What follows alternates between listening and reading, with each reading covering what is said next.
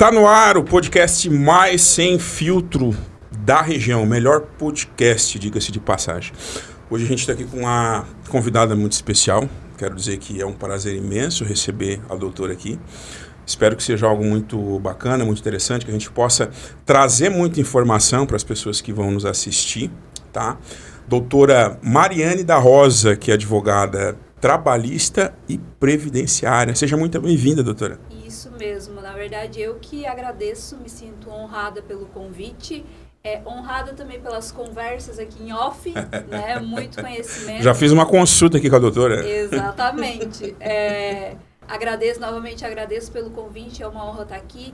E eu acho que na minha profissão, como advogada, a gente tem a missão de levar o conhecimento e não só ficar dentro de um escritório esperando que o cliente venha até nós para que ele possa saber os direitos dele. Eu acho que essa comunicação que a gente está tendo aqui é muito riquíssima e levar o conhecimento para as pessoas hoje no mundo tão imediatista, onde a internet ela é muito rápida, agora com o ChatGPT, com o Google e isso e aquilo, a gente precisa validar essas informações e o mais importante, na minha área de atuação, são por vezes pessoas humildes, por vezes pessoas que estão viajando. Então, esse meio de comunicação é o essencial para as pessoas ficarem atentas aos seus direitos. Acho que é a essência do direito, né, doutora?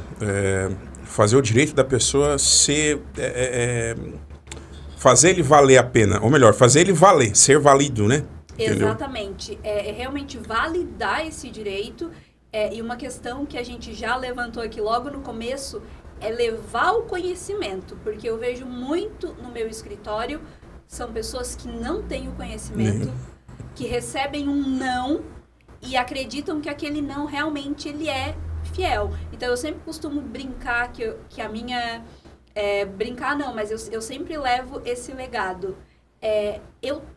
A pessoa, o trabalhador tá lá trabalhando, recebe comissão por fora da folha de pagamento? As diárias lá daquele caminhoneiro que está todos os dias na estrada, na lida, está sendo descontada do salário dele? Tem lá na folha de pagamento dele um monte de horas extras que ele não faz ideia do que é, porque ele não recebe aquilo lá? Ele está sendo furtado todos os dias. E por vezes ele está trabalhando doente, a empresa vai lá e diz que ele não tem direito, o INSS vai lá e diz que não tem direito, E acabou. a pessoa está lá numa miserabilidade, a pessoa perdeu todas as esperanças e é aí que o meu trabalho começa. Importante ter a gente ressaltar, doutora, que ChatGPT, Google não é fonte de informação. Não é fonte de Precisa procurar um profissional. Exatamente. Né? E além de ser profissional, além de ser um advogado, ser um especialista nessa área, né? Então, o pessoal aí que nos assiste aí, Google não é fonte de informação, gente. Se você está precisando de uma orientação, você precisa conversar com uma profissional com especialidade nisso. É que o Google e o ChatGPT, claro, eles vêm para facilitar a vida das pessoas, mas eles trazem informações muito genéricas. Então, tu vai colocar lá no Google, por exemplo, olha, eu trabalhei sem carteira assinada, quais são os direitos que eu tenho? Perfeito, mas trabalhou sem carteira assinada por quê? Tu tinha um MEI? Tu tinha um Simples? Como é que foi o teu contrato de trabalho? Quais são os direitos que vêm depois disso? Olha, o meu patrão não me pagou... pagava um valor na folha e um valor fora da folha. Tenho direito a alguma coisa? Ele vai te trazer uma informação que é padrão para todo mundo. Padrão. Que não é o que se aplica, talvez, para o teu caso. Como, por exemplo, olha, eu tenho 65 anos de idade, nunca contribuí para o INSS, a minha esposa ganha um salário mínimo, tenho direito ao BPC, que é o benefício de prestação continuada? Por vezes o Google vai dizer que não. Por quê? Porque existe uma renda familiar.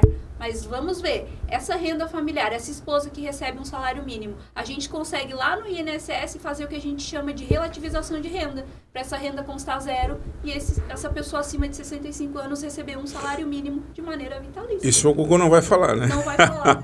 Certo. Porque a gente tem que trabalhar hoje, e eu ainda sou assim, apesar de que eu sempre brinco que eu tenho 25 anos, né? Quando eu achei que tinha 22, doutora. Ai, olha só, tá vendo? Então, passei bem. Eu sempre brinco que eu tenho 25 anos, mas eu sou muito antiga, no sentido de a advocacia, ela tem que ser artesanal. Não tem como por mais que venha a era digital, e a gente tem que trazer a comunicação sim, mas a análise da situação do meu cliente, ela precisa ser artesanal. Eu vou te dar a análise do teu caso, conforme o que tu me relata, conforme a tua vivência no trabalho. Eu não vou te dar uma resposta genérica. Se tu me fizer uma pergunta genérica, eu vou te responder o que é o padrão. Olha, o meu patrão me contratou sem estar com a carteira assinada. Isso é legal? Não, não é. Olha, eu sou caminhoneiro, recebo comissão que não está constando na minha folha de pagamento. Isso a empresa pode fazer? Não, não pode. A empresa está te furtando. Está te deixando à mercê de direitos que são INSS, que são FGTS, e que tu pode reaver isso na justiça, sim. Porém, eu preciso analisar o caso concreto de se individualizar, né, doutora? Exatamente, eu não posso dar uma resposta padrão para todos eles. É igual eu na minha consulta, né? Pessoal, tal coisa, não sei para quem é. Eu me lembro que durante a graduação, às vezes eu fazia uma pergunta à professora e ela nunca respondia. Ela dizia assim, depende. A resposta sempre foi, depende. E é a mesma coisa. Depende. Né? Bom, doutora, vamos lá. Vamos fazer uma pergunta agora de cunho mais pessoal. Vamos lá. Eu até costumo fazer isso com os nossos convidados aqui. Me descreva quem é a doutora Mariane em 3, 5 palavras aí. Fala um pouquinho. Toda pergunta que é voltada para nós é difícil, né? É difícil porque a gente não consegue... Talvez a gente não tenha um autoconhecimento para a gente conseguir colocar isso em 5 palavras. Mas eu acho que perfeccionista, fiel,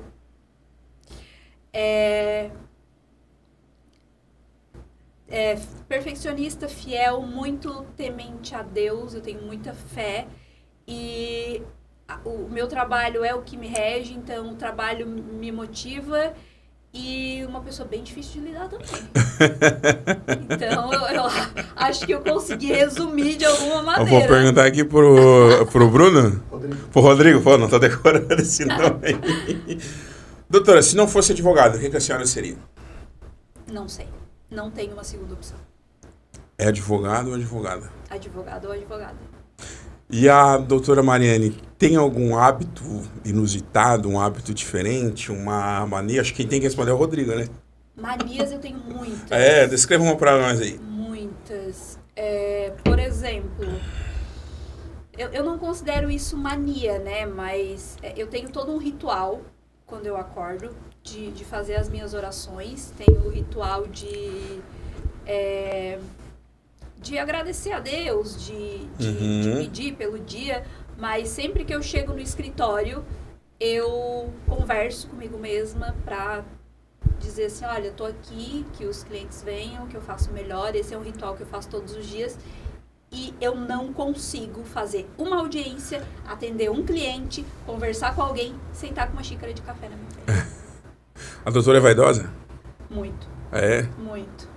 Mas eu tenho que... O café o dia todo na minha frente. Chegou um cliente, reponho o café. Eu tenho que estar conversando com o cliente, tomando café. Tem uma audiência, reponho o café. Aí fica o café aqui e a água com gás do lado. O café e a água com gás. Sempre assim ou a partir de que momento começou a ser assim? A água com gás não faz muito tempo, não. Eu acho que depois dos 25, a gente começa com essa mania da água com gás. Mas o café sempre foi um vício. O café eu vejo ele muito bom para estudar. Eu gosto de tomar assim, eu gosto de estar cafeinado assim para estudar. Até hoje eu estava falando com um atleta meu, ele luta jiu-jitsu, e aí eu tinha prescrevido ali alguma cafeína para ele. Porque o café ele tem uma coisa interessante, né? Quando a gente está treinando, o músculo começa a degradar a molécula de adenosina trifosfato para adenosina monofosfato, até que sobra adenosina. Essa adenosina ela sobe, ela se liga no receptor cerebral e passa aquela mensagem de cansaço, né? Por isso que a gente tá, depois de uma sessão de treino, tá cansado, tá fadigado. E a cafeína ela se liga nessa mesma molécula. Então, tu fica renovado. Por isso que eu gosto do café, principalmente quando eu vou estudar, eu me sinto energético. Né? Não sei se é essa sensação que a doutora tem. Me renova.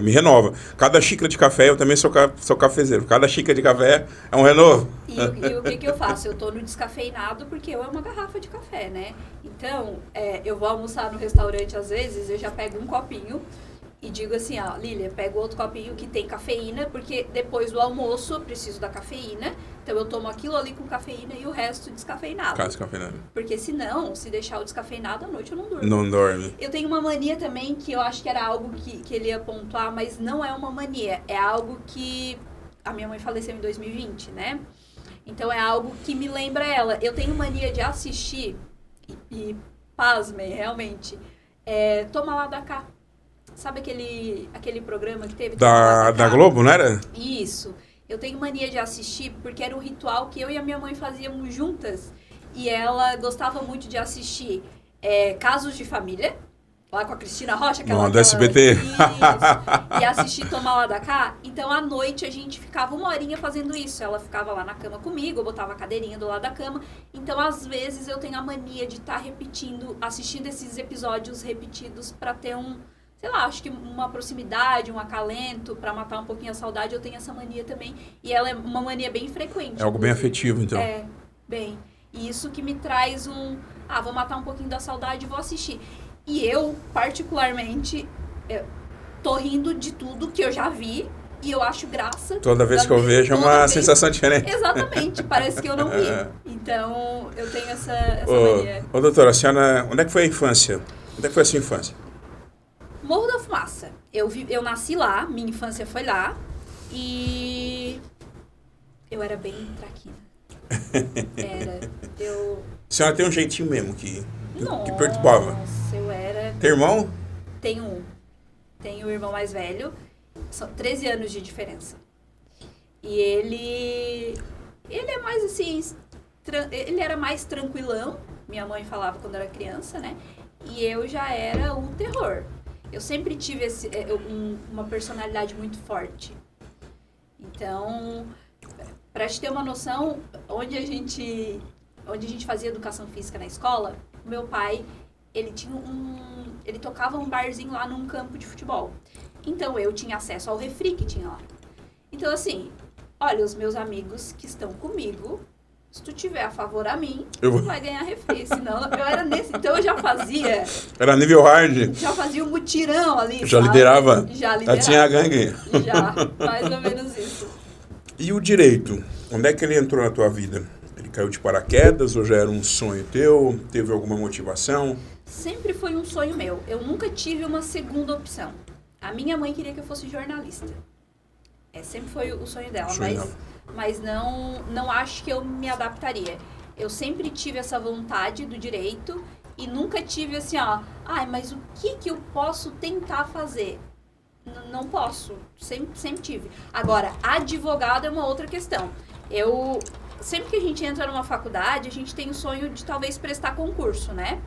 Porém... Somente na área do direito, né? Isso, porque a faculdade de direito, ela te prepara para muitas profissões, né? Ela te prepara para ser um promotor. Segurança pública também. Tudo. Um delegado. Né? A parte fiscal de qualquer... enfim, de qualquer administração pública. Então, te dá uma gama de possibilidades. Mas o advogar, ele veio mesmo já logo no começo da faculdade, que eu já comecei a descartar o que eu não queria, e aí o advogar veio muito forte. Até acredito que pela minha personalidade, pela forma como eu vejo as coisas e pela forma como eu gosto de lidar, o advogar, ele veio já no curso da faculdade. Por quê? Porque durante a faculdade, eu fiz vários estágios em locais diferentes para eu entender. Olha, delegacia não é pra mim, IGP também não é pra mim, penitenciária também não é pra mim. Então, escritório de advocacia foi o que me ganhou. E a parte do previdenciário e trabalhista, muito mais. Eu ia fazer essa pergunta agora. Assim como no direito, várias outras áreas, a gente tem muitos nichos, né, de atuação. Muitos. E o que te fez ir para a área trabalhista e previdenciária? Apesar que a senhora também falou que tem uma passagemzinha leve na criminal, mas por que dessas duas áreas em específico? Então, como dizem, vou começar do começo. O advogado, quando ele se forma, a gente precisa atuar em todas as causas que aparecem para te poder conseguir construir a tua estrutura financeira, né? Conseguir construir o teu escritório. Então, eu atuei em algumas áreas, porém, desde a faculdade, eu já atuava em escritórios de advocacia na área previdenciária e na área trabalhista. Nunca imaginei, na vida, atuar nessas duas áreas. E eu te digo por quê. Nunca gostei de cálculo, nunca gostei de números. Então, também foi uma das opções de escolher a parte do direito. E aí, onde é que eu fui parar? No previdenciário e no trabalhista, que eu vejo números e eu vejo cálculos todos os dias. Mas, como eu te falei aqui no começo, o que me motiva e o que me fez atuar nessas duas áreas em específico é quase que um lema, né? Eu tenho assim, e eu levo para a vida. Preservar realmente o direito das pessoas, levar informação e que as pessoas entendam que o não da empresa e o não do INSS não é um não válido. Porque, por vezes, o direito está ali e, às vezes, a pessoa esquece ou aceita por falta de conhecimento. E, como eu falei, é aí que o meu trabalho começa, para trazer a validação desses direitos. E eu gosto muito de ver os meus clientes quando a gente consegue um êxito numa ação trabalhista, porque isso é mais do que dinheiro. É talvez uma reparação moral, né? Porque às vezes a pessoa fica anos se dedicando a uma empresa. Foi injustiçada, alguma coisa. Exatamente. Olha, eu passei anos recebendo o valor do meu salário maior fora da folha. Eu passei anos na estrada sem passar datas especiais com a minha família. E a comissão, o meu reembolso das despesas que era para ser paga pela empresa era descontado da minha comissão. Isso não pode. Então, às vezes, a pessoa está com um vínculo de 10 anos na empresa e, não quero entrar, mas na Justiça do Trabalho a gente só consegue reaver os 5 anos. Não são os 10. Então, 10 anos ali tu já perdeu. Então, a gente só consegue reaver os teus direitos trabalhistas dos últimos 5.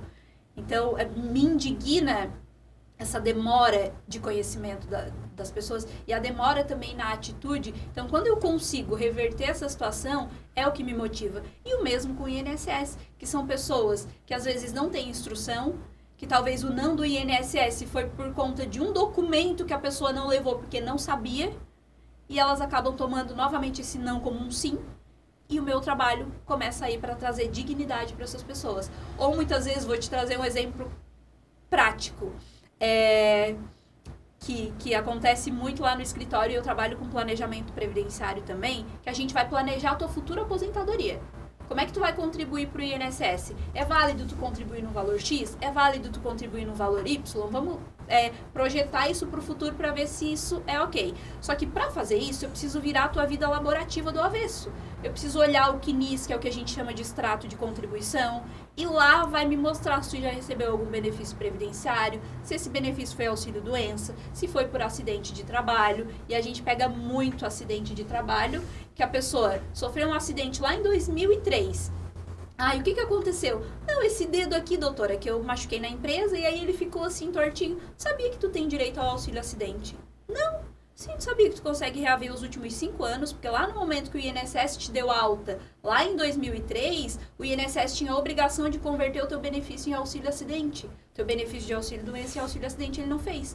Tu sabia que tu tá perdendo dinheiro? Tu tá perdendo os últimos 5 anos aí de uma poupança? Não sabia. E receber ainda uma pensão, na verdade, uma indenização mensal do INSS no valor de 50% do valor que tu recebia de auxílio-doença? Não sabia, doutora?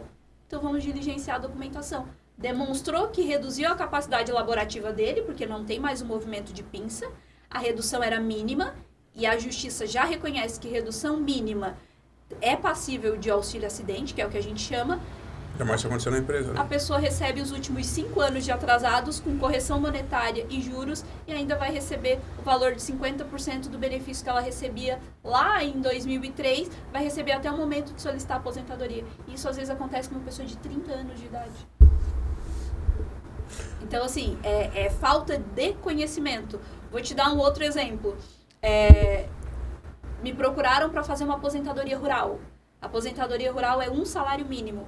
Mas, nos últimos anos de vida dessa pessoa, ela contribuiu no teto da Previdência. E ela sofreu um acidente porque ela cortou o dedo ordenhando gato. Ela trabalhava com ordenha, né? O que aconteceu? Não vou solicitar para ti a tua aposentadoria rural. Vou solicitar o teu auxílio-acidente. O benefício que ele recebia era no valor de R$ 4.900. O valor da indenização que ele vai receber, mensal, obviamente, né? É no valor de 50% disso, que é mais do que um salário mínimo, e ele ainda vai receber os últimos 5 anos. E ele que te procurou? Retroativos. Me procurou para fazer a aposentadoria. Então, para te ver que a falta de conhecimento quanto ao auxílio acidente, quanto ao benefício de prestação continuada, que as pessoas acreditam que não tem direito, tem. E eu vou te dizer uma coisa muito importante. As pessoas, elas fazem muito link quando, eu tenho direito ao benefício de prestação continuada, que é o famoso LOAS, que as pessoas conhecem, né, que é um benefício assistencial. Eu tenho direito quando tenho uma deficiência. Só que, às vezes, a deficiência não tá ali, mas o direito tá. Por quê? Porque eu tenho uma doença de coração, eu tenho uma doença grave, uma cardiopatia grave, não consigo trabalhar, não sei mexer em computador, vivo numa situação de vulnerabilidade social. Isso é uma deficiência. Que a minha incapacidade ela é superior a 2 anos. Então, dá direito ao benefício de prestação continuada. Não é só uma deficiência mental, sensorial, intelectual, que a gente consegue, física, que a gente consegue ver. Uma doença que te deixa incapacitado para o trabalho superior a 2 anos também te dá direito a esse benefício. E as pessoas não têm conhecimento. Eu não sabia disso. Não é só uma doença física. Não é só uma doença física. Uma incapacidade... Olha, eu tenho um problema de pulmão, eu tenho um problema de coração, eu tenho um problema de coluna, e esse meu problema me deixa incapacitado por mais de 2 anos. Emocional também? Também. Muitos benefícios de prestação continuadas para pessoas que frequentam o CAPS, para pessoas que têm depressão recorrente, para pessoas que já tentaram suicídio, e aí estão numa situação de vulnerabilidade, onde se encaixa ali o critério de renda e tem a concessão do benefício. Então, assim, muitas vezes o teu direito tá ali e tu não tem conhecimento. Doutora, me corrija se eu estiver errado, não é a minha área de atuação, mas a gente não vê o governo anunciar isso, divulgar. Parece que o governo também não tem um interesse que as pessoas saibam do direito delas, né? A gente não vê a gente vê, às vezes, o governo empenhado em anunciar tanta coisa e, às vezes, um direito que a pessoa tem, não. Exatamente. Como eu te falei, é a mesma questão do Google e do famoso chat GPT. É a informação padrão. Acima de 65 anos é considerado idoso e pessoa com deficiência tem direito ao benefício de prestação continuada. Tudo bem. Agora vamos ver o que é deficiência. O que a gente consegue enquadrar no rol de deficiência? E é isso, e é essa informação que as pessoas não têm. Mas quando passa na perícia lá e o médico, às vezes ele dá negado também, né? Sim. Eu já vi situações da pessoa olhar ali, não, é incapaz, e o médico, não, negado. Aqui em Criciúma tinha um famoso aí que negava todo mundo aí, né? Todo mundo é temente de, não quero a minha perícia em Criciúma. Eu já ouvi isso tinha dos um que meus dizia assim, clientes. lógico, não vou dizer nome, mas o Samuel corta isso. Não, ele dizia assim, eu trabalho assim, tu também pode trabalhar. Mas é que às vezes, o que acontece? Não é nem culpa do perito. Por quê? Como nós estávamos conversando aqui em off, tu é nutricionista, eu sou advogada. Se eu tenho um problema de coração, eu não posso levar um atestado de um nutricionista. Exato. Eu não posso levar um atestado de um clínico geral. Né? Então, assim, é falta de buscarem o advogado antes de irem para a perícia. Né? Porque, por vezes, a pessoa está lá recebendo um benefício e chamou para um pente fino e acha que não precisa levar nada. Vão cortar. Por quê? Porque tu não demonstrou que tu está incapaz. Né? Então, essa diligência de documentos também ela é muito importante para a concessão ou para a negativa do benefício. O que as pessoas acham? Eu tenho tireoide, eu tenho diabetes, eu tenho problema na coluna, eu tenho problema no braço, eu tenho problema nisso, eu tenho problema naquilo, então eu vou levar todos os atestados que eu tenho. Tá, mas qual é o problema que realmente te torna incapaz para o trabalho? Qual é o problema que mais te prejudica? É a minha coluna, perfeito. Então, para onde que tu tem que ir? Para um ortopedista especialista em coluna. Por quê? Porque ele vai dar um atestado que a gente vai conseguir, se o perito entender que não, rebater isso perante a justiça. Porque daí nós teremos argumentos. Eu, quanto advogada, eu consigo validar o teu direito, só que eu preciso, nesse caso de incapacidade, de ter um documento de um profissional, porque eu não sou médica. Então, eu vou pautar todas as minhas ações no processo ou no pedido administrativo com base no que vem do médico. E, por vezes, não vem um atestado que seja bom. A gente precisa mandar o cliente voltar. Olha, consta a CID, faz constar todos os tratamentos que ele já fez, faz constar a incapacidade, porque às vezes o cliente ele vai para uma perícia onde só diz assim, ó, encaminha o cliente para a perícia, o paciente para a perícia. Mas não tem o período da incapacidade, se ela é de 3 meses, 6 meses, 1 ano, 2 anos. E isso faz com que negue o benefício. Por quê? Porque o perito, a análise do perito do INSS, ela é estritamente documental. Às vezes eles até fazem um exame ou outro, né, analisam uma coisa ou outra, mas ela é estritamente documental. Então, se o teu atestado ele corrobora com o exame que tu levou e é de um médico especialista e tem ali a data da incapacidade, dificilmente esse benefício vai ser negado. Se for negado, a gente tem bons argumentos para ir para a Justiça do Trabalho para poder reverter essa situação. O que eu não posso chegou lá com um atestado de um clínico geral, que não é para a tua doença em si, porque tu já tem um problema específico, e aí depois eu vou ter que fazer um novo pedido. Por quê? Porque o INSS não teve acesso a esses documentos corretos na via administrativa e o juiz não vai aceitar o meu processo. Então, só aí a gente, por vezes, perde 6 meses de atrasado. Por isso a importância de procurar... Fora o tempo lá do INSS que também demora, né? Exatamente. Por isso que, por vezes, a gente tem que procurar o especialista antes. A gente diligencia a documentação, eu não faço pedido administrativo nenhum sem estar com todos os documentos corretos. Porque senão eu vou perder tempo e dinheiro do meu cliente. Então, na verdade, o caminho correto, doutor, é procurar um advogado para ele fazer as encaminhações, os encaminhamentos necessários. Exatamente. Antes de chegar lá, para levar já tudo, já pronto. Eu falo por mim, a minha atuação é dessa maneira. O meu cliente chegou, eu analisei as documentações e eu digo, olha, esse atestado não tá bom, mas fica tranquilo que eu vou fazer uma cartinha, tu entrega pro teu médico o que deve constar no atestado, porque às vezes a pessoa ela não é bem instruída, ela não vai saber falar. Então, ela vai lá no médico e vai dizer, olha, doutor, eu preciso de um atestado médico, porque eu tô solicitando um benefício previdenciário, tem como constar isso aqui no meu atestado médico? E o médico, com base na avaliação da paciente, com base no exame da paciente, vai constar as informações no atestado que ele achar pertinente. Mas, porque eu dou um direcionamento do que precisa constar, porque às vezes não consta. Né? Por exemplo, às vezes não consta o período da incapacidade, ou se ela é total, se ela é parcial, se ela é permanente, né? Então, tudo isso modifica. Por exemplo, uma incapacidade total e parcial, eu vou solicitar o que a gente chama agora de auxílio por incapacidade temporária, porque o médico vai dizer pra mim que eu tenho um problema de saúde, mas que depois do tratamento eu vou melhorar. Então, é um benefício temporário. Uma incapacidade total e permanente, ele está dizendo para mim que eu posso solicitar uma aposentadoria, a famosa aposentadoria por invalidez. Por quê? Porque mesmo com o tratamento, eu não vou melhorar. E existe urgência essa aposentadoria, doutor? Existe, ela existe. Tá mais difícil, né? É mais difícil de conseguir, justamente por isso que eu estou dizendo, por falta de documentação. Mas não é que ela não subsista. Se a tua incapacidade ela é total e permanente, o INSS ele deve conceder o benefício correto. Não concedendo, a gente vai para via judicial. Agora, se o perito aparece para mim e diz, se o médico aparece no atestado e diz, olha, a incapacidade dele, ela é permanente, mas só houve uma redução da capacidade em decorrência de um acidente de qualquer natureza ou um acidente de trabalho. Então, o que ele diz para mim? Eu posso solicitar o auxílio acidente. Por quê? Porque essa pessoa, ela teve a redução da capacidade do trabalho dela, mas ainda assim ela pode trabalhar em uma outra função. Que é isso que o atestado vai dizer. Então, é passível de solicitar o que a gente chama de auxílio acidente, que é uma indenização que o INSS paga de maneira mensal ali. Eu digo vitalícia, porque até o momento de tu solicitar a tua aposentadoria, ela vai estar vigente, né? Então, isso tudo demanda de diligências que a gente precisa fazer antes de solicitar o benefício. O que muito eu vejo é a solicitação de benefício errado, com documentação errada, e aí vem a negativa. Às vezes não é nem culpa do perito. Então, na verdade, a queixa que eu já escutei muito de amigo, parente, então, na verdade, a queixa que as pessoas têm, não, veio negar, então, a grande maioria é por falta de documentação.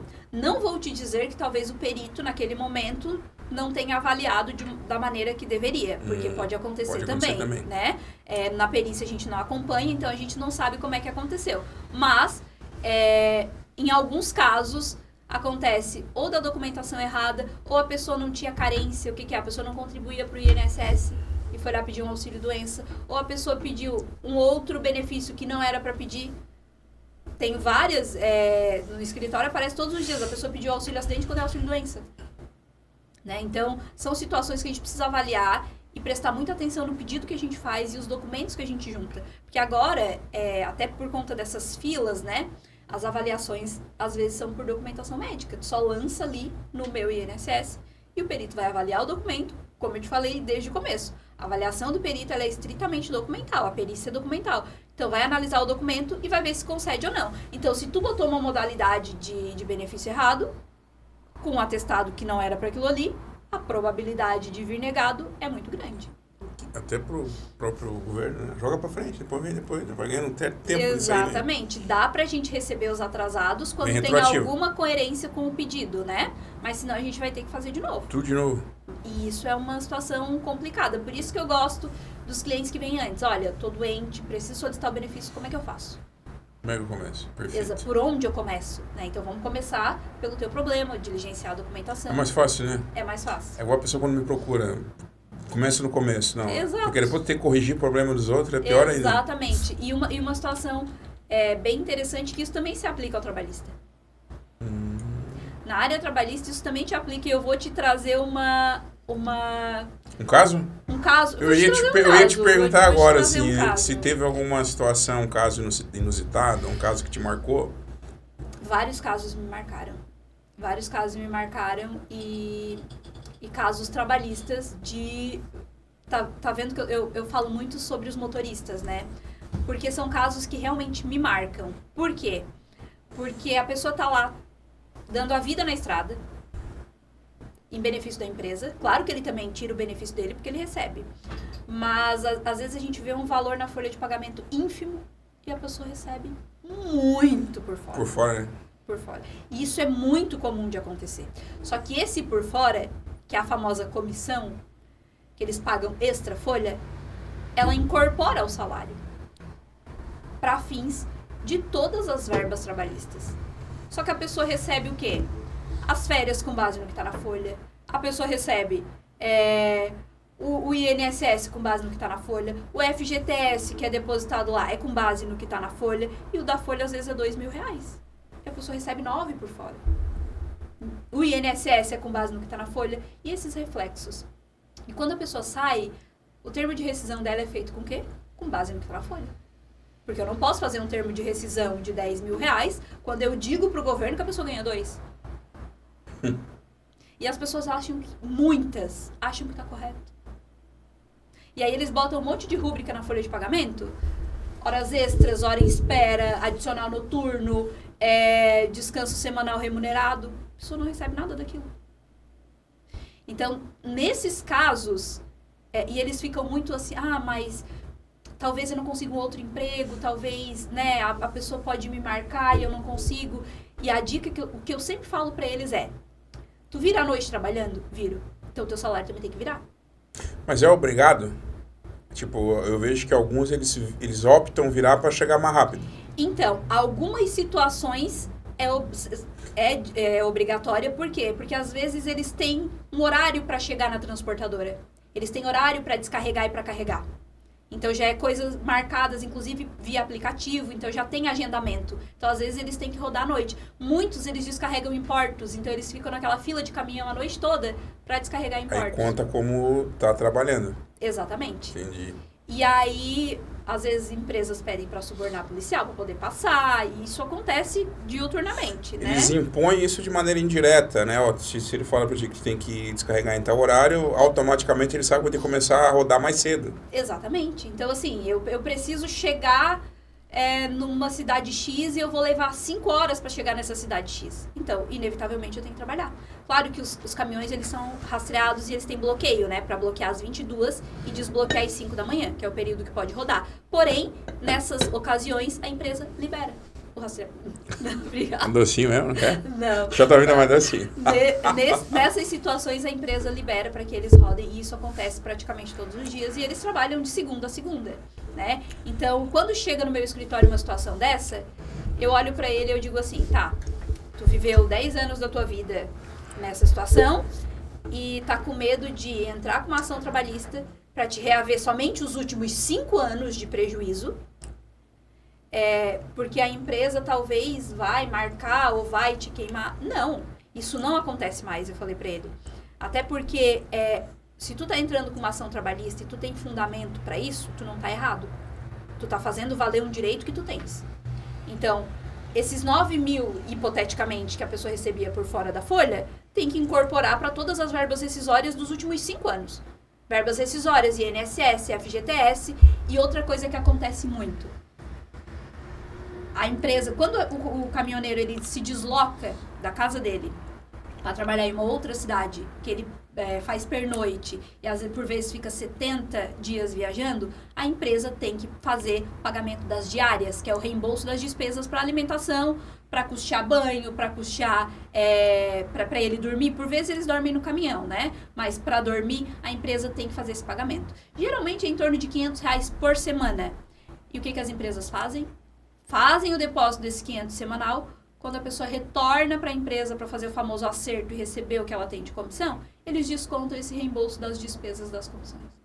Não pode. Convenção coletiva não permite.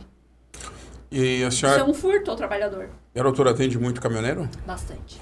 Porque a impressão que eu tenho de alguns que eu conheço é que eles aceitam esse acordo e vão até o tempo que eles trabalham, saem e ali eles não procuram os direitos deles, né? Não procuram. Muitos não procuram, exatamente. E me deixa até indignada porque muitos saem doentes. Muito. E não sabem o valor que tem para receber. Na Justiça do Trabalho, é um valor bem considerável. Até porque essa privação de sono, ela contribui muito para a doença neurodegenerativa, né? Sim. Que é o passar, não é agora. Então, é lá na frente. Assim, ó, tu atende uma pessoa que tem 50 anos, ela tem uma aparência de que tem mais. Que tem 100. Tá desgastado, deixou de passar momentos com a família. Então, essa ação trabalhista, ela é mais moral do que financeira. Apesar de que o financeiro também é muito bom. Tá? Por quê? Porque tu vai reaver os últimos 5 anos de verbas que foram sonegadas pela empresa, que é um direito teu, e que tu tem que fazer valer esse direito, né? Tu vais ter a indenização do período que tu estava trabalhando para pagar para essa empresa, porque é assim que eu vejo. A partir do momento que eu preciso pagar a minha alimentação, pagar o meu banho, às vezes pagar o conserto do caminhão e depois ser descontado da minha comissão, que foi algo que a gente já pré-determinou no momento da minha contratação, nada mais é do que eu estar pagando para trabalhar. Simples. Fazendo uma analogia, é isso. Se tu paga pra trabalhar, é assim que vai acontecer. Tu vai ser furtado. Tá sendo.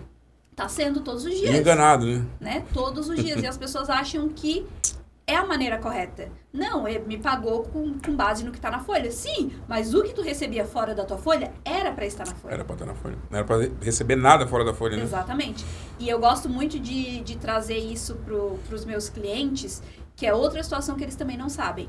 Eles não têm acesso ao controle de jornada deles, porque as empresas trazem ali rúbricas de adicional noturno, trazem rúbricas de horas em espera, trazem rúbricas de descanso semanal remunerado, como se estivesse pagando na folha de pagamento. Mas eu não tenho acesso ao meu controle de jornada para saber se aquele valor é correto. Porque, na verdade, eles nem pagam, eles apenas lançam isso na folha. E eu digo isso da grande maioria. Acredito que 70% dos caminhoneiros do Brasil sofrem isso.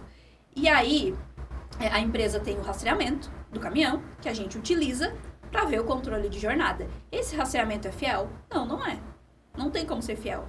Porque às vezes a empresa pode bloquear, desbloquear, ou às vezes esse rastreamento não aparecer pra gente no processo na íntegra. Então, o que eu dou de dica pros meus clientes? Tens um celular, um smartphone, um iPhone? Tenho. Liga ali a geolocalização do Google, deixa a tua localização ali, e no momento que tu estiver trabalhando, final de semana, fazendo horas extras, fazendo adicional noturno, esperando para carregar e descarregar, deixa aquilo ali ligado, vai controlando a tua jornada, deixa salvo no teu celular, porque para uma ação trabalhista tu consegue comprovar que as tuas horas extras não estão com base naquele controle de jornada ali. Porque olha aqui, ó, eu tava lá, tal dia, tal hora, fiquei tanto tempo naquela localização, que é tal empresa, onde eu precisava descarregar, era de madrugada, e tá aqui, e não aparece no controle de jornada, e não bate com o que tá na folha de pagamento. Pena que não consegue fazer dos anos que passaram, né? Às vezes tem gente fazendo isso aí 15 anos, né? Exatamente. E assim, também não adiantaria. E é justamente isso que eu sempre friso. Tem uma frase que quem espera sempre alcança, né? Na Justiça do Trabalho, não. Pro direito, não. A gente sempre costuma dizer que o direito não socorre quem dorme. Isso é um fato. A partir do momento que eu tô trabalhando para ti hoje, sou tua funcionária. Trabalhei de 2010 até agora. E eu saí. Simplesmente a gente rescindiu o contrato. Eu só tenho 2 anos para entrar com a ação trabalhista. Que é o prazo decadencial que a gente fala. A partir de 2 anos eu não posso reclamar mais nada na Justiça do Trabalho. E se eu levar 2 anos para entrar com a ação trabalhista, eu só posso reaver os últimos 3 anos. Porque a gente chama de prescrição quinquenal. Então eu só posso reaver as verbas dos últimos 3 anos, ainda que eu trabalhei 20 anos contigo. Olha só. Exatamente. E as pessoas esperam. Por quê? Porque eu tenho uma prescrição, uma decadência de 2 anos, e eu tenho uma prescrição de 5. Digamos que a minha decadência de 2 anos vai finalizar agora. Vai finalizar, vamos colocar em maio de 2025. Então já se passaram 2 anos. Eu só posso reaver os últimos 5. De verba mesmo, eu só vou poder reaver os últimos 3. Por quê? Porque já se passaram 2 onde eu fiquei pensando se eu ia entrar ou não com a ação. Então, por isso que eu digo, trabalhista e previdenciário, o direito não socorre quem dorme. Às vezes a pessoa tem dinheiro lá para receber do INSS, não sabe. Às vezes a pessoa tem como receber da empresa, não sabe. E o mesmo se aplica também às pessoas que trabalham de carteira, não trabalham de carteira assinada, ou que a empresa contratou como um MEI, mas na realidade faz a função de um funcionário, preenche todos os requisitos para reconhecimento de um vínculo empregatício, mas como é MEI, a empresa vai se isentar de indenizar esse trabalhador de todas as verbas que ele teria direito. Eu ia te perguntar agora sobre quais os maiores erros que as pessoas fazem em relação ao direito dela, mas você já respondeu, acho, 2 questões. Documentação incompleta e demora ao procurar os direitos delas, né? Muito. Teria mais alguma outra em relação aos maiores erros assim que você observa? Olha, maiores erros, eu acho que tem algumas coisas que eu consigo pontuar como maiores erros. O primeiro é se preocupar com o antigo patrão. Isso acontece muito. Uma ligação afetiva. Estava me ajudando. Mas o que que vai... Isso, ele me contratou. Ele tentou me ajudar. Ele tentou te ajudar como? Ele me deu um emprego. Sim, mas tu trabalhou para benefício da empresa dele, né? Outro que eu acho errado, não errado, mas que às vezes é interessante falar, essa geolocalização ela é importantíssima, produzir provas a teu favor, né? Porque tu reconhecer um salário extra-folha não é fácil na Justiça do Trabalho, porque é o teu empregador que detém todas as provas. Que vai ser ele paga em dinheiro, né? É isso que acontece. É exatamente isso que acontece. Ele paga, transfere ali o valor do que está na folha e o valor que é de comissão dinheiro. É dinheiro. Por quê? Porque não tem rastros. Então... Para provar isso é difícil, né?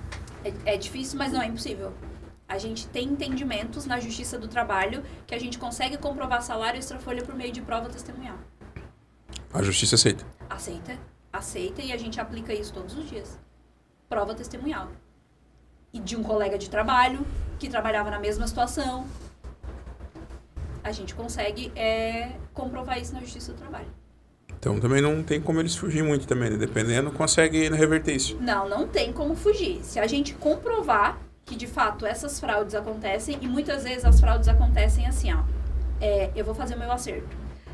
Não, mas não tá certo a minha folha de pagamento. Então tá, vou trancar aqui a tua comissão, enquanto tu não assinar, tu não vai receber. O cara chegou faz 60 dias. Ele quer ir pra casa, ele quer ver a família. Aí vai ficar questionando o papel? É o momento que a pessoa tá mais fragilizada, cansada. Verdade. Não, então se não quiser, se não estiver satisfeito, vai embora. Então, 70% das demissões que acontecem de motoristas de caminhão é pedido pelo motorista, não é pela empresa. A empresa não demite.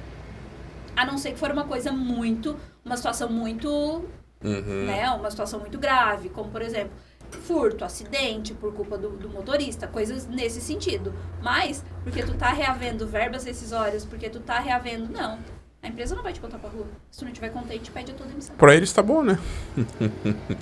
Doutora, maior, ou melhor, não vou usar essa palavra maior, mas existe alguns mitos a respeito da aposentadoria, que as pessoas às vezes acreditam que é e não é? Muitos. Acontece muito? Tem algumas perguntas frequentes? Muitos. Nossa, mito de aposentadoria. Aí a gente chegou num ponto que A gente tem vários. Compartilham alguns com nós aí. Bom, com a gente. vamos lá. Deixa eu ver o que é mais... Eu vou te trazer a frase que eu mais ouço, tá? Mas o meu vizinho se aposentou Essa é... sem contribuir para o INSS. E eu ainda estou esperando a resposta do meu processo. Ou o meu vizinho trabalhava igual eu. Assim, meu vizinho trabalhava igual eu, se aposentou e eu não. E agora? Ou assim... Nunca contribuiu e aposentou. Eu vou fazer 62 anos mulher ou 65 anos homem, né? Que é a aposentadoria por idade. Então eu vou esperar chegar a minha idade.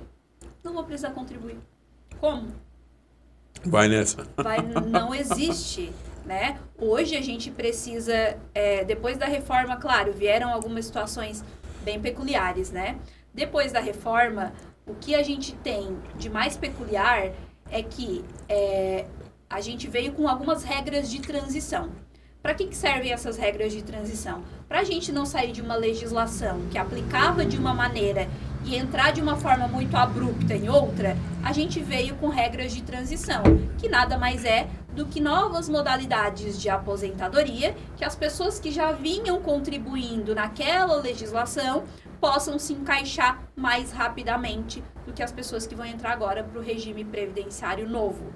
Então, a gente trouxe a regra de transição do pedágio de 100%, do pedágio de 50%, a regra de pontos que tu vai somar o teu tempo de contribuição com a tua idade mínima. A gente tem ainda a aposentadoria por tempo de contribuição pelo direito adquirido. A gente tem aposentadoria especial com algumas ressalvas. A gente tem a aposentadoria por idade, que homem é 65 anos de idade e 15 de contribuição se ele estava na regra antiga. Se ele entrou agora para o regime da Previdência, são 20 anos de contribuição. Mas a idade é 65, mulher 62, 15 anos de contribuição. E eu gosto de frisar que é 15 anos de carência, que é diferente de tempo de contribuição. Carência é o número mínimo que a gente precisa ter de contribuições válidas no INSS, que são 180. E essas contribuições válidas, elas têm que ter sido feitas de forma regular. Muitas pessoas contribuem por carnê. Então, o carnê ele precisa ser pago em dia, que é do dia 1º ao dia 15 de cada mês. Contribuições pagas em atraso não contam como carência, contam como tempo de contribuição. Então, se a pessoa pagou 15 anos de contribuição ali por carnê, e desses 15 anos, 5 anos ela pagou depois do dia 15, ela tem 10 anos de carência e 15 anos de contribuição. Não faz jus ainda à aposentadoria por idade.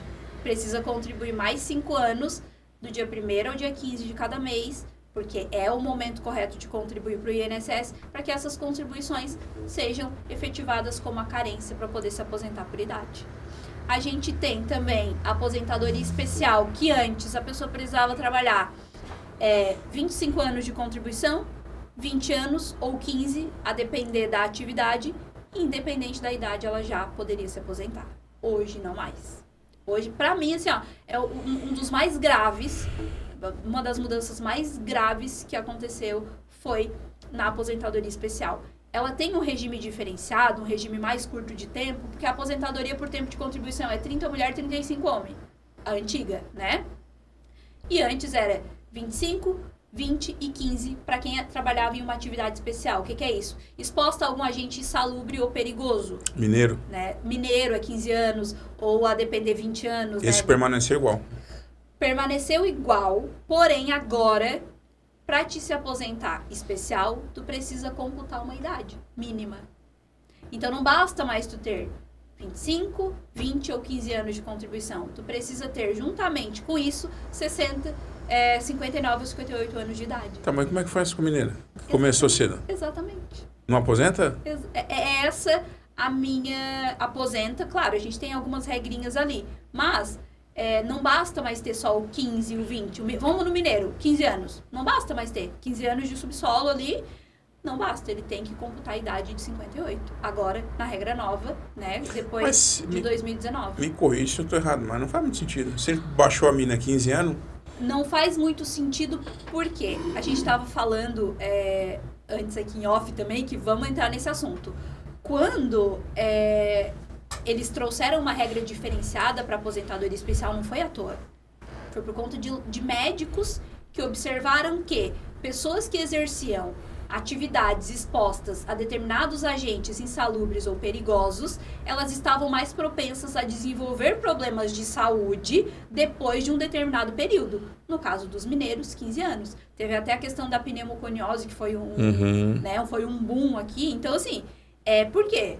Passou de 15 anos, a pessoa está mais propensa a desenvolver esse problema de saúde. Então, como uma forma de indenizar o trabalhador, porque ele trabalhava exposto a esse agente, vamos reduzir o tempo de contribuição dele. Aí veio a famosa aposentadoria especial.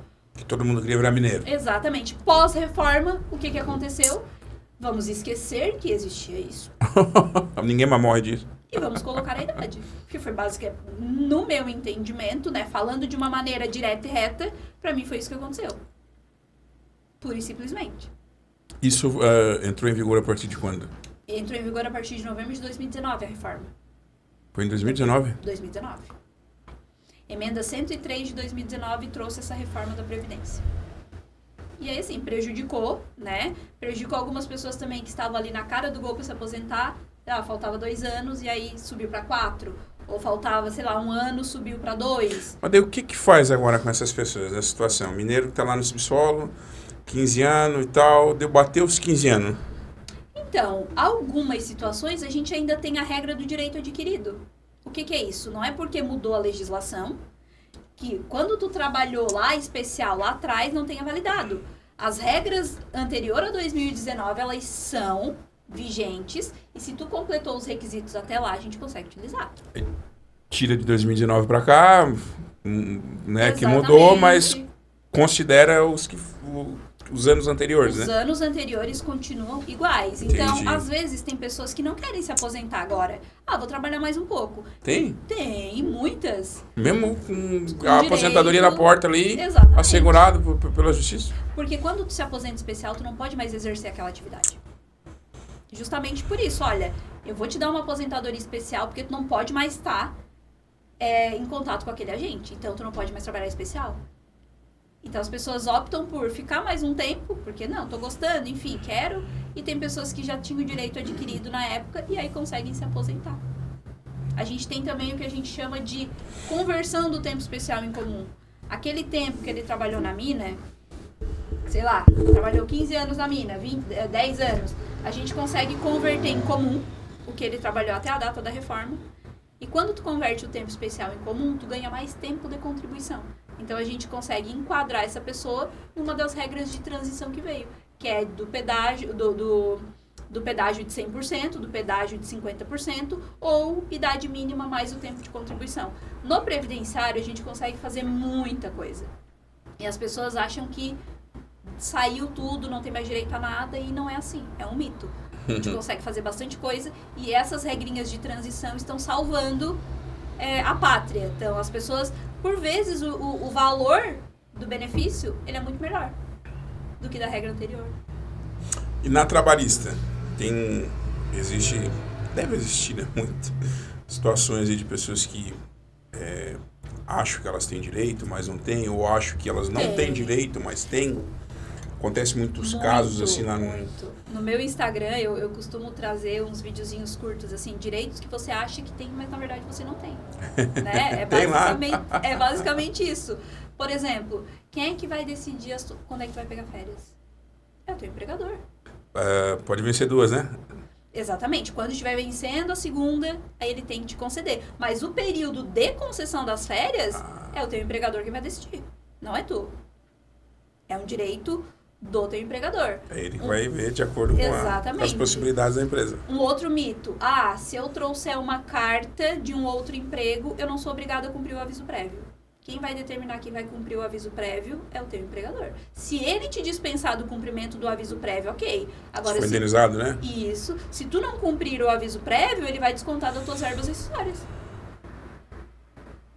Atestado de psicólogo. Tem muito. Eu já recebi esse pedido. Tu pode fazer um atestado? Não posso, tem que fazer médico. Exatamente. Não tem validade. Não tem validade. Então são... Ou ao atestado de comparecimento. Exatamente. Que foi na consulta.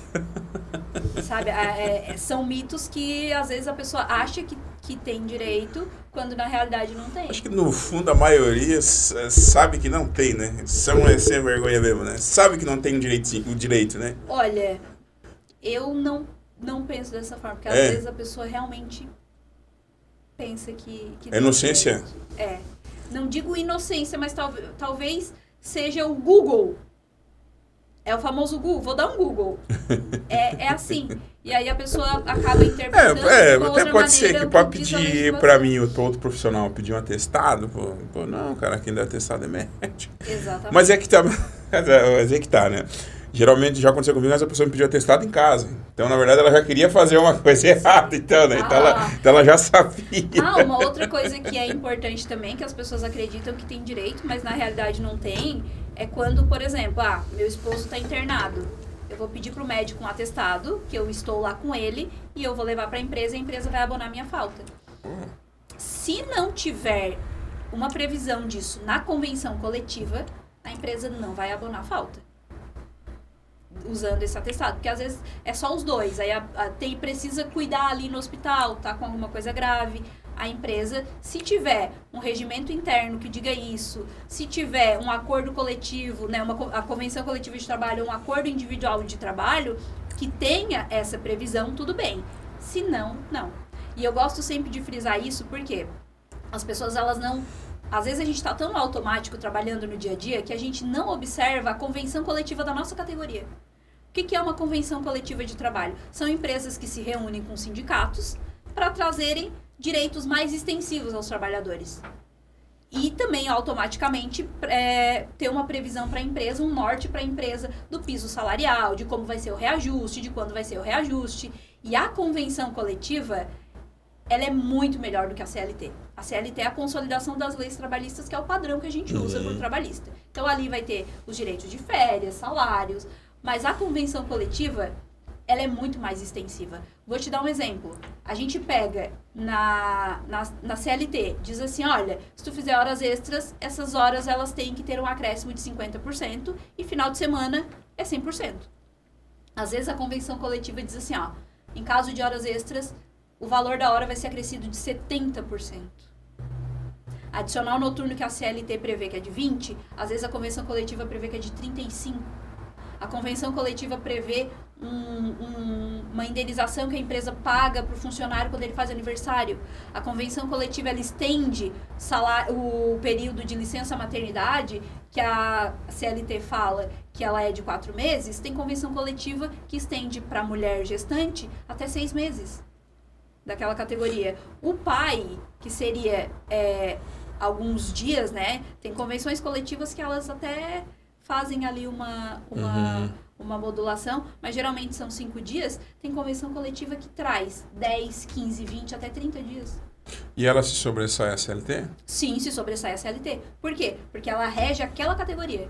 Por exemplo, eu tenho um funcionário lá na minha empresa, vou trazer aqui o motorista, que eu venho falando. Ele é motorista. A convenção coletiva dele vai determinar o que a gente vai aplicar para ele. Como é que vai ser o reajuste salarial, como é que vai ser o piso da categoria, quando eu contrato ele, como é que vai ser o salário inicial, como é que vai funcionar a jornada de trabalho dele, como é que vai funcionar o pagamento das horas extras, tudo isso. E tem algumas convenções coletivas que também trazem o que a gente chama de participação dos lucros.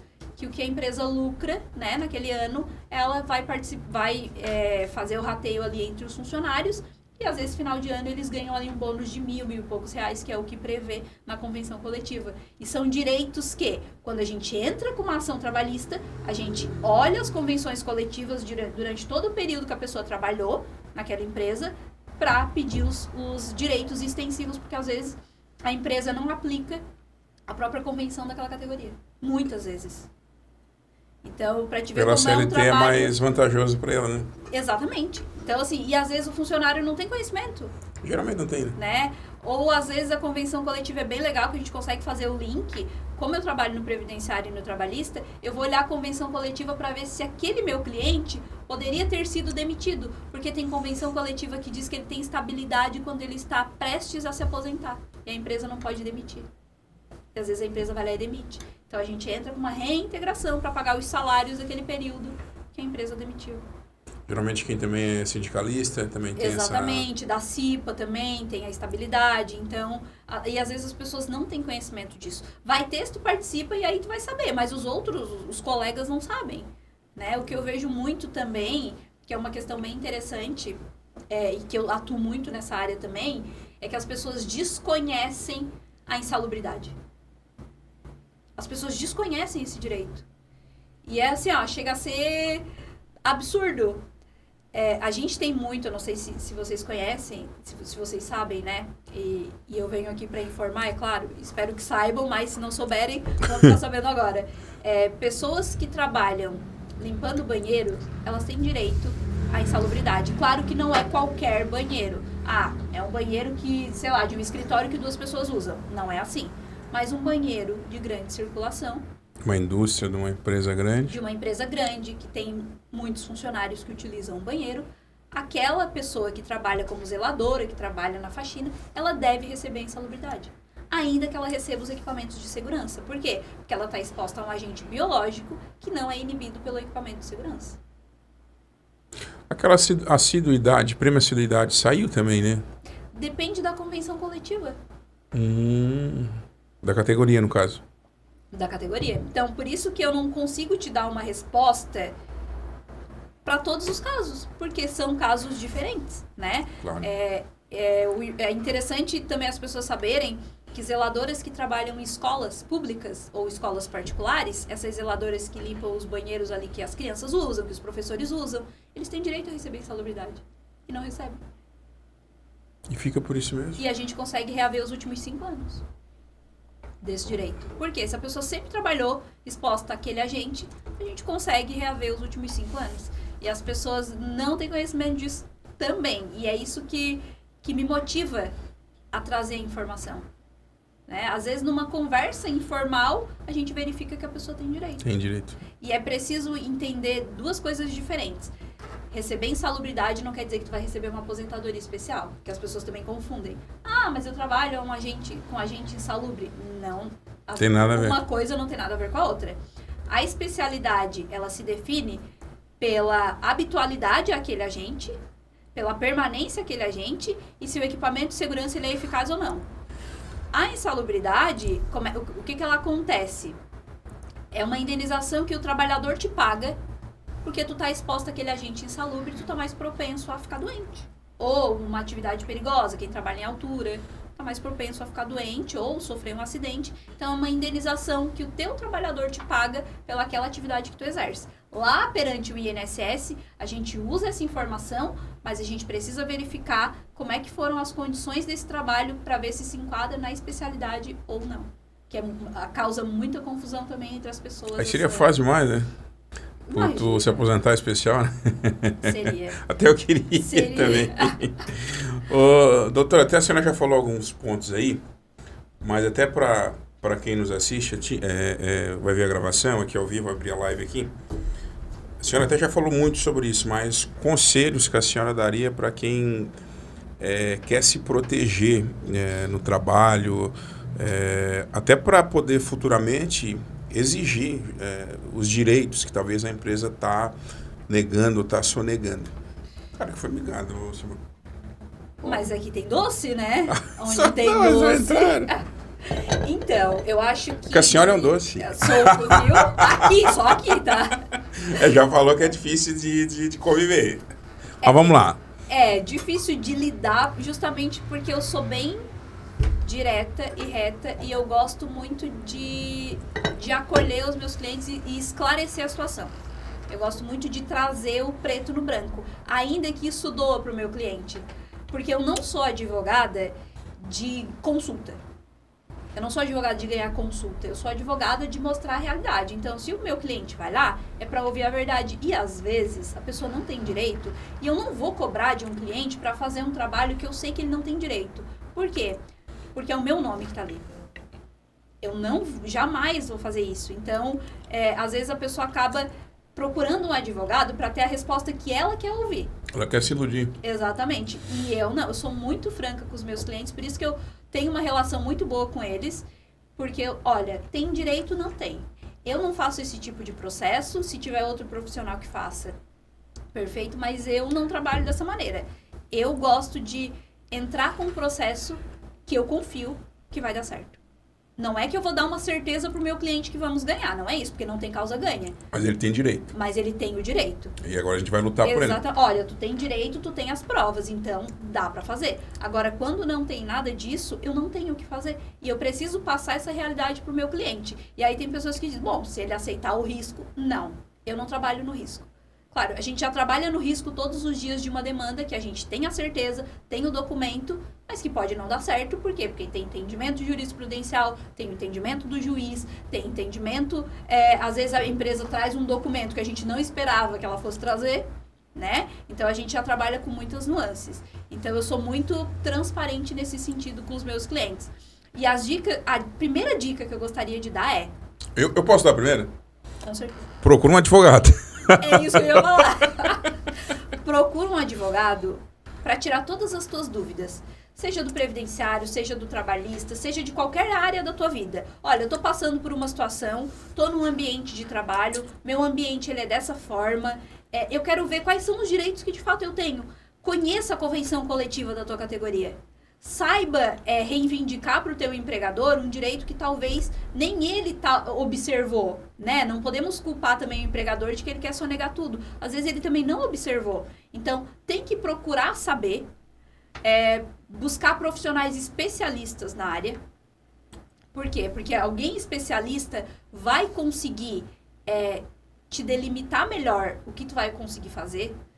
Às vezes, numa conversa, a pessoa ainda está exercendo um vínculo empregatício. Olha, eu acho que tu deveria fazer dessa forma, diligenciar tal documento, talvez pleitear tal coisa, conversar com o teu empregador para ver se as coisas se resolvem, verificar o teu extrato do teu FGTS. Tá há mais de 5 anos numa empresa? Então vai lá na Caixa Econômica. Ou pega o aplicativo, tira o extrato do teu FGTS, vai ver.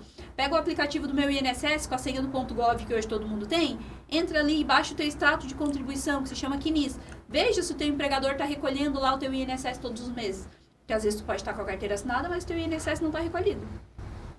Recebeu acima do 5º dia útil, o teu empregador está fazendo o parcelamento do teu salário, está te pagando em cheque para dias, ou está te pagando... Isso acontece muito em empresas. Isso é passível da rescisão indireta, que a gente chama. Quando a gente entra com um pedido para o juiz e diz assim, juiz, o meu patrão, ele está ferindo os meus direitos, quanto empregado, e por isso eu não tenho outra opção a não ser pedir demissão, mas eu quero que essa demissão seja por culpa do empregador. E aí tu recebe todos os direitos como se tu tivesse sido demitido. Aviso, as guias para o seguro-desemprego. Seguro-desemprego, exatamente. Mas isso tem que ser feito enquanto tu ainda permanece na empresa. E com boa orientação. Exatamente, com uma boa orientação. Essa eu acho que seria a dica primordial. Procure um bom advogado especialista, entenda sobre os seus direitos, porque dessa maneira tu vai conseguir ou resolver com o teu patrão de uma maneira amigável, ou produzir provas para que tu possa depois reaver isso na Justiça do Trabalho. Ou se tu estiver satisfeito com a tua situação, ok, né? Mas eu vejo que isso nessas circunstâncias que a gente está pontuando aqui, claro, né? Tem pessoas que estão muito bem no seu trabalho e tá tudo ok. Mas nessas circunstâncias que a gente está pontuando, o trabalhador está sendo furtado todos os dias. O trabalhador está sendo lesado todos os dias. E eu só posso reaver os meus últimos 5 anos. O tempo está passando. Né? Outra coisa, sofrer um acidente de trabalho ou um acidente de qualquer natureza. Quando a gente fala acidente de qualquer natureza, é aquele futebolzinho que quebrou o tornozelo, fora do horário de trabalho. Fora do horário de trabalho. Quando a pessoa se aventura para andar de roller e quebra o tornozelo aí em uns 3 lugares. Vai fazer uma trilha com a rapaziada no final de semana. Exatamente. Sofreu um acidente de carro, né? Ou teve uma doença do trabalho, que é importante a gente pontuar, uma doença que ela veio do exercício do teu trabalho, que a gente fala muito também sobre LER, a gente fala muito de movimentos repetitivos, né? Então, a pessoa acabou ficando doente do trabalho, também é passível de reconhecimento para acidente de trabalho, para receber essa indenização do INSS, que é uma indenização vitalícia, que é o auxílio-acidente. Então, se em algum momento da vida tu recebeu um benefício de auxílio-doença por um acidente que tu teve, e esse acidente te deixou com alguma sequela, saiba que é passível de tu reaver os últimos 5 anos. Show. Onde é que o pessoal te acha, doutora? Bom... Ô Samuel, tem que botar o Insta ali, não? Não, agora não, só eu tenho que tirar a tela. Ah, tá. Depois eu com uma edição igual. Tá, lá na edição coloca o Insta dela aí. Então, como a gente estava conversando antes, eu sou o braço direito de alguns escritórios pela região, né? Então, eu tô sempre em Criciúma. O meu escritório mesmo é em Morro da Fumaça, né? Atendo também em 13 de maio, atendo em Criciúma. Online também?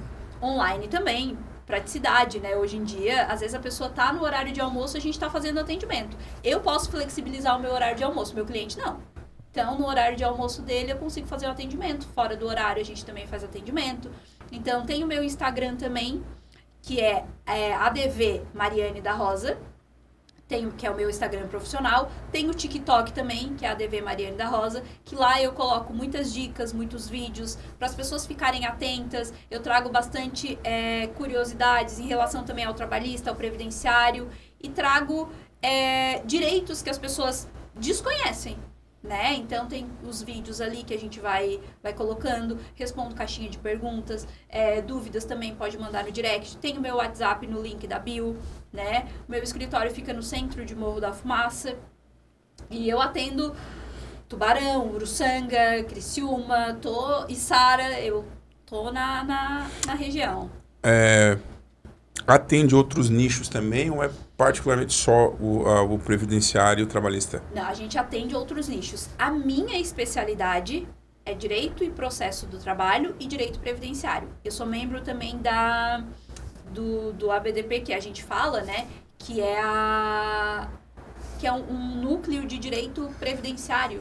Então, ali a gente tem tudo que está acontecendo no mundo do previdenciário, a gente recebe essas informações para estar sempre atualizando os nossos clientes. Então, o Instituto Brasileiro de Direito Previdenciário, ele vem também, a gente faz parte disso, ele vem para a gente ter sempre as informações fresquinhas, como a revisão da vida toda, que foi um boom e agora esfriou, veio agora a decisão que negou, né? Não é mais possível fazer essa revisão.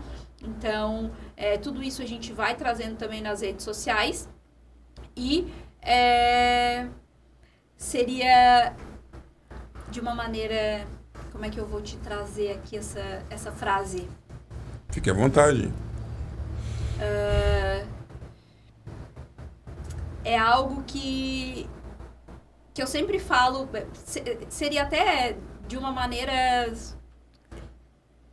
Eu não sei utilizar a palavra agora, mas quando eu falo procurar um profissional especialista, não estou se referindo diretamente a mim, né? Eu trago conselhos e trago o que as pessoas que estão me ouvindo devem fazer para preservar o direito delas, mas é sempre bom um especialista na sua área. Com certeza. Então, por isso eu tenho no meu escritório pessoas especialistas em outras áreas. Justamente porque eu bato muito nessa tecla de tem que ser especialista, tem que ser especialista.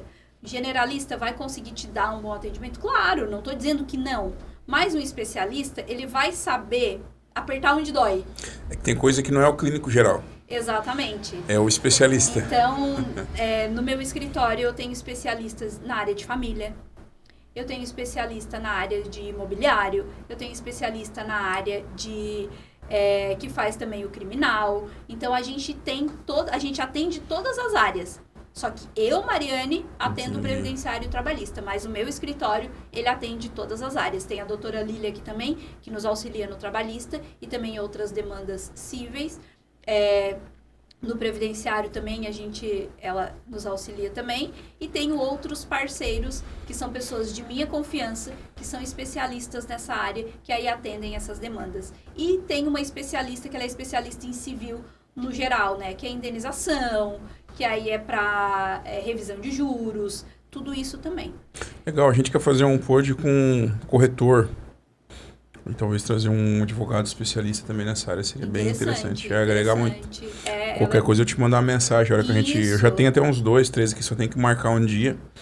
E esqueci o nome daquele pessoal que fica na suporte aqui, que fica no banco, esqueci o nome, a gente até tô vendo ali para trazer junto, para nós conversar junto com o corretor, isso é legal advogado também. E isso é interessante. Eu tenho advogada também que é especialista em previdenciário internacional, do pessoal que trabalha na Alemanha, trazer o tempo de lá para cá. É interessante também. Dá para trazer. Olha só, eu tenho bastante paciente na Alemanha, pô. Dá para trazer o tempo de lá para cá, como dá para levar daqui para lá. E aí só precisa verificar essas questões de viabilidade. Então, são especialistas que trabalham Tem da família também? Direito de família? Tem também. Tem aquela amiga do Samuel que vai fazer um podcast sobre mãe solteira, que passa perrengue, que dá pra fazer junto. Tem especialista em direito de família também. Legal. Dá pra gente fazer um... Agora, olha eu já trazendo ideias pro podcast. Adoro, é isso aí. Vamos fazer uma mesa, uma tábua redonda aqui, uma mesa. Vamos trazer as advogadas, porque eu tenho bastante mulheres advogadas que trabalham comigo. E fazer Dá pra fazer. E eu já vou até consultar, que eu sou especialista em saúde da mulher, já vou consultar elas tudo. Então, ótimo. A gente muito agradável. Legal. Mas dá para nós organizar um podcast mesmo. A senhora retorna aqui, traz mais outros advogados, a gente bota aí na mesa com elas, aí a gente lança aí, quem sabe faz ao vivo. Perfeito. E joga nos instas que a gente tem, né, Samuel? O pessoal... se tiver alguma dúvida, mas óbvio, né? Sempre, é óbvio que a primeira pergunta é algo muito...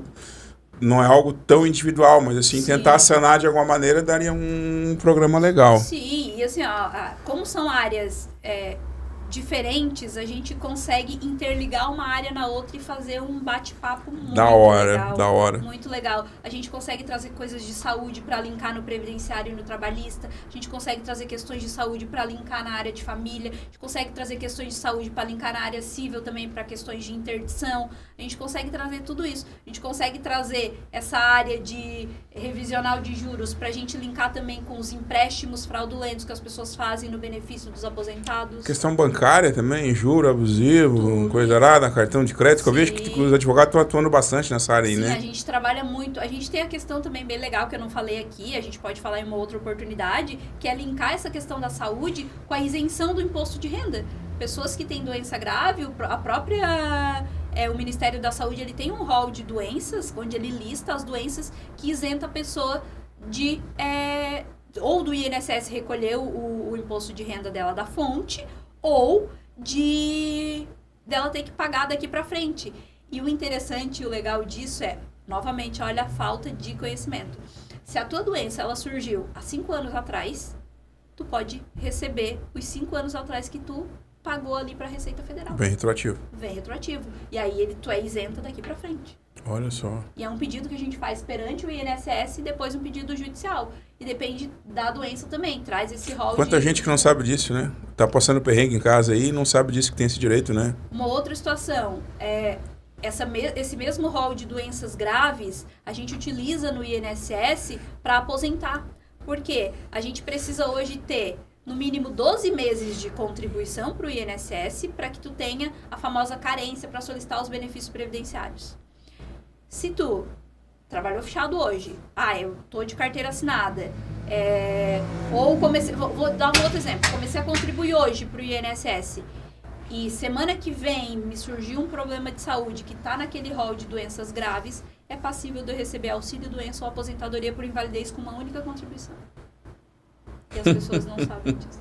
Não, ninguém sabe. E é o mesmo rol que a gente usa para pedir a isenção do imposto de renda. Cardiopatia grave, problema de pulmão, doenças degenerativas. E não é só isso. A gente tem, dentro disso, vários outros benefícios que a pessoa pode ter. Como, por exemplo, isenção de IPVA. Pode ter. Redução de juros na compra de um veículo.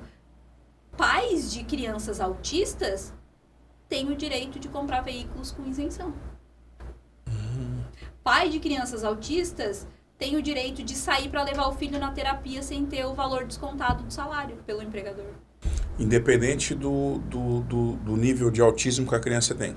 Se precisar de terapia e de um terceiro, entendi. Se for enquadrado como deficiente, né? Entendi. Porque o autismo ele é uma condição, né? Mas hoje ele já se enquadra como deficiência. Então, um autismo leve, onde a pessoa trabalha e faz esse tipo de coisa, não. Mas um autismo que compromete, pode. Então, assim, o pai daquela criancinha lá pode utilizar da situação do filho ali, né? desse problema que o filho tem, para poder também pedir a isenção de imposto de renda, para poder pedir a antecipação do FGTS. Dá para fazer também nesses casos, porque tem uma criança com uma deficiência que tem uma demanda muito grande de atenção. E às vezes as terapias o plano de saúde não cobre. É interessante falar sobre isso também. Muito. A gente consegue... Quando nós fazer o próximo programa, essas curiosidades assim, dá para ir lançando na rede, né? Chamando para fazer ao vivo. É muita informação que as pessoas não têm. E agora a doutora ficou falando e eu fiquei pensando, quanta gente em casa passando perrengue. Exato. E tem dinheiro para receber, enfim, e não sabe, não vai atrás, né?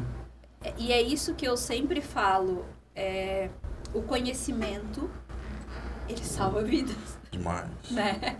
E literalmente, porque se tu tens o conhecimento do teu direito, tu consegue receber, seja do INSS, seja do teu patrão da maneira correta.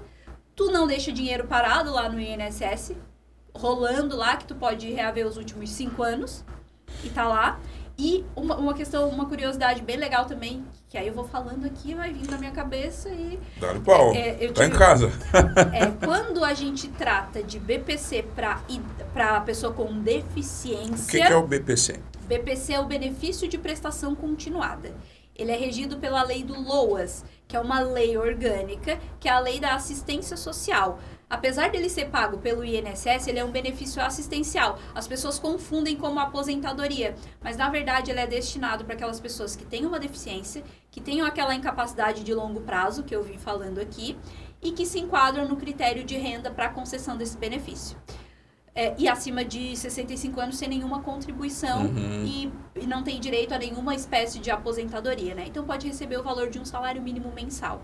O que difere isso de uma aposentadoria é que não vai ter direito ao 13º salário e que o critério de renda tem que ser enquadrado. Muitas vezes o critério de renda ultrapassa e o INSS nega, mas perante a justiça a gente consegue relativizar essa renda. O que é isso? Retirar daquela renda familiar algumas coisas que alguns valores que deveriam ter sido retirados, porque a lei permite, para que aquela pessoa se enquadre no critério de renda e passe a receber. Vou te dar um exemplo muito prático. Tem o vô e a avó. Nenhum dos dois trabalharam na roça, mas não tem tempo de contribuição. Meu vô nunca vai conseguir se aposentar porque já tem, 70 anos e a minha avó fez 65 e os dois não têm tempo de contribuição, é os filhos que têm que ajudar com comida. Pode ir os dois no INSS solicitar o BPC. E os dois têm direito de ganhar. Salário mínimo? Um salário mínimo. Então, 2 ou 3 ou 4 membros da mesma família pode receber o BPC. Por quê? Porque um recebendo, aquele valor de um salário mínimo de que um recebe, ele conta como 0. Então, não entra na renda per capita familiar. Então, é como se a vozinha tivesse 0 renda e o vozinho 0 renda. Mas os dois estão recebendo o benefício assistencial. E as pessoas não conhecem isso. Um monte de veinha aí passando perrengue. Exatamente. Ou recebendo talvez o Bolsa Família. Uma situação muito importante também, que é um alerta. O CRAS, ele faz esse pedido também de benefício de prestação continuada, né? Ele faz para as pessoas que se enquadram ali no critério de renda. Mas é importante que a gente também não deixe só pela conta do CRAS observar o benefício. É importante que o próprio detentor desse benefício vá atrás de saber se o INSS emitiu alguma exigência ali para juntar a documentação. Porque se tu faz o pedido, o INSS tá entendendo que falta um documento, ele vai te emitir uma exigência. Tu precisa cumprir em 30 dias. Se não cumpriu, o pedido vai ser cancelado. E por vezes a pessoa fica lá, às vezes, 2, 3 anos achando que o benefício está rolando e o benefício já foi cancelado por ausência de documentação. E a gente não consegue reaver o retroativo. Por quê? Porque não foi cumprida a exigência do INSS. A gente só consegue reaver o retroativo quando o INSS erra. Quando tá tudo redondinho lá e o INSS errou. Aí a gente consegue ver os atrasados. Se não, não. Então é importante que a gente sempre fique atento aos pedidos para ver se o INSS está solicitando documentação. Chegam pessoas no meu escritório que às vezes estão lá 2 anos com o pedido cancelado, porque não juntou documentação e a gente tem que fazer de novo. Então são 2 anos que a pessoa perdeu, né, de dinheiro.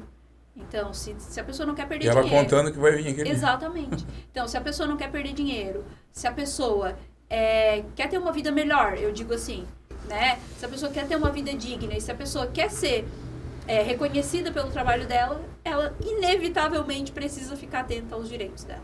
E procurar um profissional, procurar vídeos, enfim, tá sempre antenado às situações que andam acontecendo, porque hoje as leis mudam muito rápido, os direitos mudam muito rápido, a vida anda muito rápido, né? Então a gente precisa ficar alerta. Mas a pessoa, para ela exigir o direito dela, ela precisa saber que ela tem esse direito, né? Exatamente. Daí a maioria não sabe que tem esse direito, então não tem como exigir. Por isso que é tão importante esse bate-papo que a gente está tendo aqui. Demais. Que hora que cai na rede ali, com o pessoal vai fazer os cortes ali. É enriquecedor. Demais, porque tá jogando uma tarrafa no oceano. Vai vir um monte de peixe aí que, tipo, não sabia. E, tipo, vamos depois ajustar esse outro bate-papo aí, deixar mais amplo, né? Pegar mais áreas com outros profissionais. Isso, são tantas sensacionais. Coisas. É porque o previdenciário e o trabalhista são tantos direitos que se a gente for ficar aqui, a gente vai ficar 10 horas falando. E assim, é muita coisa. E aí linkar com outras situações, até para as pessoas entenderem, eu acredito que fica mais dinâmico fazer esse link com outras áreas. Porque às vezes ela tá assistindo, mas o intuito dela não é o previdenciário, não é o trabalhista, mas o pai dela é aposentado e tá tendo um desconto no benefício dele, né? Ou o pai dela tem uma doença grave, a mãe tem uma doença grave e paga imposto de renda. Ou ela teve bebê, não conseguiu receber o salário maternidade, mas ainda está em tempo de receber. Se fizer uma única contribuição, que é algo que a gente consegue esmiuçar isso aí porque tem direito. Né? As grávidas ainda têm direito aí de receber, ainda que o bebê tenha 2, 3 anos de idade, tu consegue receber o salário maternidade de maneira retroativa. Até quanto tempo tu pega? 5 anos. Nossa, o bebê já tá grande, tá quase indo pra escola. Exatamente. Então, são situações que... Legal, pô. Desempregada. Ainda que tu estiver no meio da gestação, tu tá desempregada, começa a contribuir pro INSS, vai ter direito a receber o salário maternidade. E não é negado isso? Não é negado. Se tiver tudo certinho, bonitinho. As pessoas não sabem disso. Acho que tem que estar trabalhando desde o começo da gestação ou contribuindo desde o começo da gestação. Né? Quando a pessoa adota uma criança, ela também tem direito ao salário maternidade. Olha só. Ela também tem direito ao... o pai, né, da criança também tem direito a ficar em casa, em casos de adoção. Inclusive adoção de casais homoafetivos. Também. Quanta coisa, doutora. A gente precisa de um podcast de 2 horas. Exatamente. Pra falar tudo. O previdenciário e o trabalhista é enriquecedor. Show. Bom, a gente vai finalizando. Passou até já de 1 hora. A gente conseguiu pegar, né, recolher bastante informação.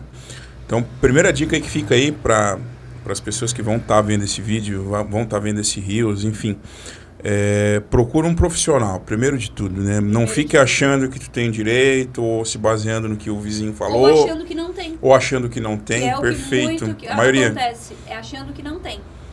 E aí, perdeu o time. Perdeu o tempo, show. A gente vai deixar também o Instagram da doutora Mariane da Rosa, então os nossos seguidores aí que estiver vendo, tiver qualquer dúvida, né? A gente vai linkar o Instagram dela ali nos cortes ou no vídeo depois. Entra em contato, chama, que ela já falou onde é que ela vai estar, onde é que o Instagram, o escritório dela, tira suas dúvidas lá. Doutora, quero agradecer de coração a senhora ter aceitado esse convite. Foi muito enriquecedor. Com certeza já vai virar de casa, vamos adotar já o número ali. E a gente vamos ter outras oportunidades, com certeza. Né? E quero deixar aí agora aberto para a senhora fazer as últimas considerações da senhora. Fique em casa, fique à vontade e vamos que vamos. Olha, depois de tanta informação, depois de tudo que a gente conversou, fazer alguma consideração aqui seria meio bobo da minha parte, né? Mas, primeiramente, eu gostaria de agradecer o convite. Me sinto muito honrada. Eu tenho certeza. Não trabalho com achismos agora. Eu tenho certeza que eu nasci para isso,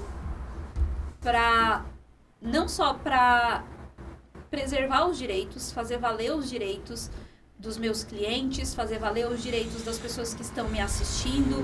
E se de alguma maneira eu atingir uma pessoa e essa pessoa já ficar em alerta, e essa pessoa conseguir mudar a realidade dela assistindo o que eu falei, eu já fico muito grata, né? Agradeço a Deus também pelas oportunidades que Ele deu, oportunidades de ter tido a vida que eu tive, de ter tido os pais que eu tive, de ter tido acesso aos conhecimentos que eu tive e tenho, e de poder estar aqui hoje dando voz para as pessoas que talvez não tenham, né? Então, como eu falei no começo, quando a pessoa recebe um não, quando a pessoa tem um salário que não está registrado, quando a pessoa está doente e não sabe, o INSS diz o não e ela acha que sim, é aí que o meu trabalho começa.